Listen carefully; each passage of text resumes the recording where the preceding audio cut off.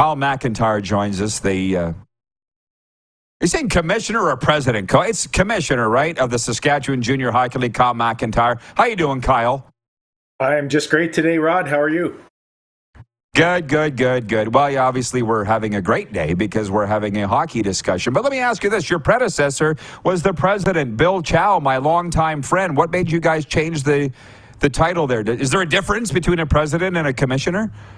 I think the two terms are used interchangeably, but most hockey leagues are commissioners, and so that's how I'm referred to, as being the commissioner.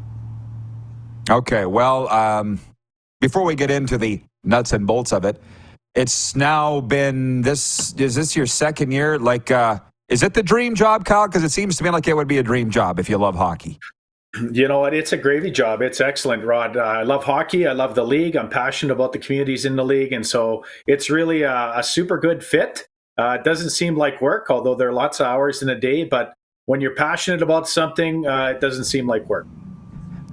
You know what's funny about that? And you and I have had our one-on-one conversations, both on the air and off. And this is going to be a broad Junior A discussion, not just the SJ. But my brother played against you in the 80s. I wonder how many people remember that. He's like, that Kyle McIntyre, he was a snap show back in the day. He was setting penalty minute records. Do you want anybody to know that? Is he right in saying?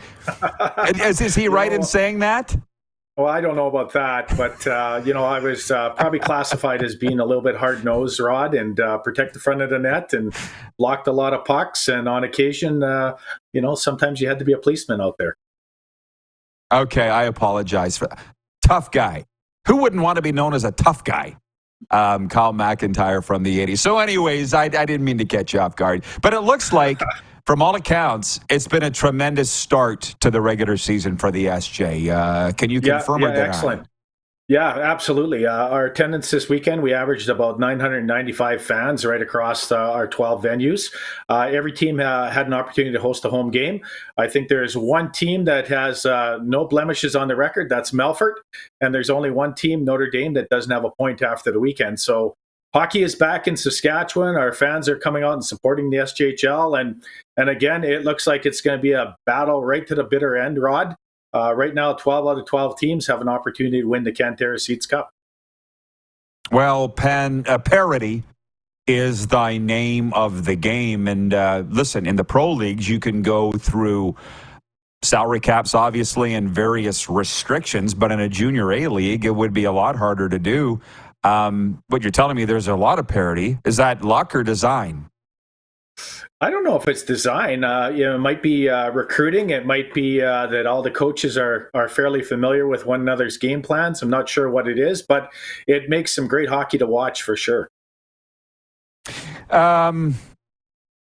Just lining up. I'm just looking at the sports slate here in the SJ and across the league. The last time that I was boots on the ground was the Centennial Cup, which is, I think, the first in Estevan. Was the first time you and I met face to face. They were talking about this full face shield thing, and I never really heard how that ended. Canada-wide in Junior A, where are we at in full face shields for Junior A hockey across Canada? So Hockey Canada and the CJHL have implemented face masks. We in the SJHL are on a graduated implementation. And so basically our players that played in the league previously that are 2003, 2004 do not have to wear a full face mask. They're wearing a visor and they have to wear a mouth guard to protect from dental injuries. But basically anyone that's 2005, 2006, 2007, regardless of whether they're in the league or not, have to wear a full face mask.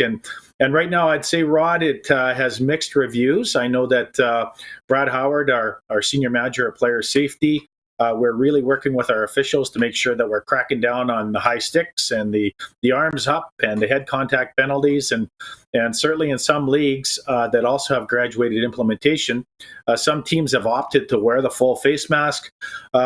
There's a couple perspectives on that. I guess if you're a player and you're looking forward to playing junior hockey and wearing a half visor, it's a little disappointing that opportunity is taken away from you. If you're a parent and you're faced with a $25,000 dental bill because you weren't wearing a full face mask, maybe you have a different perspective. And really all I'm hoping is that we'll gather some data. My hope is that our concussions and head contact penalties and dental injuries do not go up as a result. And I'm hoping that the powers that be are willing to look at some data at the end of the season and determine whether it was a good decision or not. Oh, man, we could talk about this a heck of a lot more. And to be honest, Kyle, you'll have to make a fact-finding mission to South Florida. Come down and visit me here, because I am around the hockey community all the time at all levels. And a guy said to me the other day, why wouldn't they want to wear full face shields? He didn't know. And I said, because they don't think it's cool. End of story. That would be my answer for it. You grew up wearing a full face shield your whole life. Why can't you wear it in junior? What would be their argument against it then? Yeah, and you know what? The kids that are transitioning to NCAA Division I or Division II or Division III, they're wearing a full face mask. I think pretty soon we're going to see it in youth sport. There still is kind of the old culture of being manually or being macho by wearing a half visor. If I go back to my own playing days, I think my last year in the SJHL, they brought in the half visor. And so again, that was a bit of a change, but no one seems to complain about it now. And maybe full face masks are the next evolution. Certainly, as a commissioner, you don't want to see any players get injured. You don't want to see any family having to face a dental bill. Although we as a league and the CJHL and Hockey Saskatchewan have insurance, still that's a pretty big bill to be looking at if you happen to get a puck or a stick in the chops and you lost some teeth. So. We'll see how it plays out. I know that Brooks Bandits, for example, the whole team is wearing a full face mask. I know there's other teams in the CJHL that they're doing that as well. And I think it'll just, anytime there's a change, Rod, like people are typically resistant to change, and we'll see where this goes. I hope that somewhere along the line, though, that we are asking some of the players, because they're the ones that are playing the game and they're taking the risks. Patrolman Pete in Winnipeg says, I love the Junior A chatter. This is where the RP show shines. I absolutely agree. Jen at the Four Seasons says, go Terriers. Thank you, Jen. With by the way, a new coach and GM, he was hired just before the season, that they're off to a great start is a fantastic thing. Again, Kyle, I could talk to you forever, but let me just say this. What's the argument against a full face shield? What those that are complaining, what's their argument? Well, I think in the fact that we're kind of caught between two worlds with the visor and a full face mask, I think the argument is from a coach's perspective, it's consistency, it's fairness, it's potential injury from the ones that are wearing a full mask. Certainly, there's some players that are a lot braver with a full face mask, I think, Rod. I think that's kind of where it comes from in the hockey culture. But as we both know in the NHL now, anyone coming in is wearing a half visor. So I think that argument is being thrown out the window. So I'm not sure. I think that it's just something people have to get accustomed to. Yeah. Who was the team in Estevan that wore blue from Ontario? Clark may want to help me. They were a lot tougher with every one of them had a full face. Yeah, that was Pickering. We'll figure Pickering. Right. Pickering. We'll figure out a way to deal with them. So I know exactly what you're talking about. But yeah, that's the fun thing about sports. You got to adjust, figure out a way around it. Kyle, thanks for this. Any last words on the SJ before we let you go? Well, just appreciate all your interest in the Saskatchewan Junior Hockey League, Rod, and for your viewership out there. If you haven't been to an SJHL game, please go and see one. It's fast, it's skilled, it's great value for your dollar. Thanks, Kamish. I appreciate it.